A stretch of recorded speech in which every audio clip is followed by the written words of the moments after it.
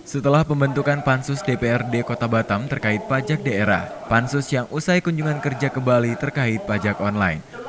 Dari kunjungan itu, Bali merupakan salah satu daerah yang sudah mengimplementasikan pajak online.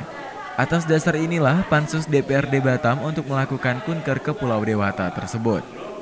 Salah satu anggota Pansus Pajak Online, Aman, ia menjelaskan tujuan pajak online adalah untuk supaya tidak terjadi kebocoran. Karena itu Pansus berharap Ranperda tersebut bisa segera diselesaikan. Berkacamata dari Bali, Aman mengakui memang masih ada beberapa kekurangan, seperti sistem dan perangkat yang belum maksimal. Namun ia optimis Batam bisa menjalankan dengan lebih baik jika ada komitmen dan keseriusan bersama antara pemerintah kota dan DPRD Batam. Untuk di Kota Batam sendiri, Aman mengatakan bahwa dalam revisi pajak daerah juga ada cantolan yang dimasukkan dalam salah satu pasal supaya ada payung hukum dalam penerapan pajak online. Namun saat ini yang menjadi pertanyaan adalah tentang komitmen dan kemauan dari Pemko Batam dalam hal penyediaan infrastruktur jika Ranperda pajak online ini diputuskan menjadi perda.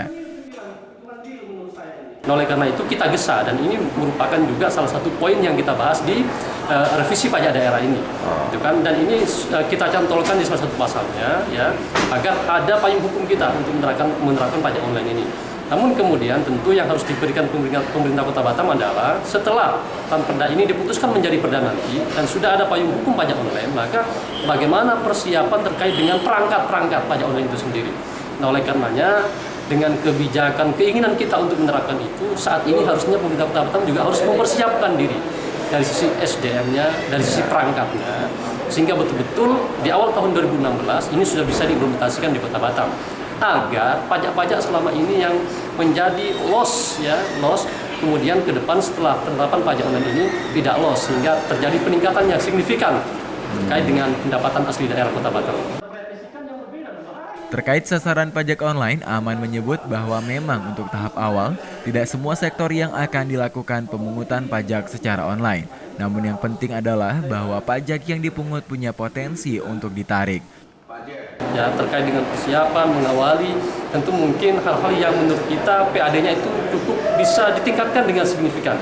Contoh misalnya pajak hotel, pajak restoran, pajak hiburan, ya kan, dan lain-lain itulah. Ya saya pikir itu semuanya sudah seharusnya untuk di-online-kan semua lah, menggunakan sistem online, ya kan, sehingga ketika ada konsumen misalnya yang menginap di hotel, konsumen juga yang mengkonsumsi ke restoran, kemudian yang ke hiburan, ketika dia membayar maka otomatis akan muncul pajaknya, ya di perangkat dia sudah di enter, maka kemudian akan masuk ke laporan dari Dispenda lah, katakanlah seperti itu, dan atau ke pemerintah Kota Batam, sehingga ada sinkronisasi, ya kan, antara potensi yang sesungguhnya dengan nanti pajak yang disetorkan ke Kota Batam yang menjadi PAD kita, pendapatan asli daerah Kota Batam.